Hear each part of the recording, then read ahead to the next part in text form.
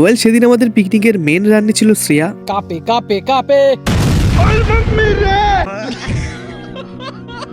আর আগেই সরি চেয়ে নিচ্ছি আমার গলার আওয়াজের জন্য, কারণ ঠান্ডা লেগে আমার গলার আওয়াজটা একটু বসে গেছে, তো তার জন্য সরি। আর হ্যাঁ, তোমাদেরকে আমাদের মেনুটা একটু জানিয়ে দিই।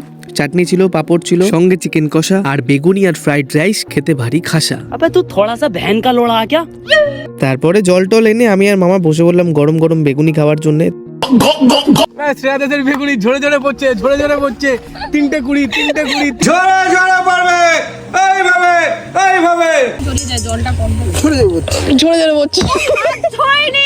এই চুপ, এইখান থেকে হাত ধুয়েছি মাংস খাওয়ার পরে। তারপর কিছুটা হাসি ঠাট্টার পরে वाह क्या मुस्कुराहट है।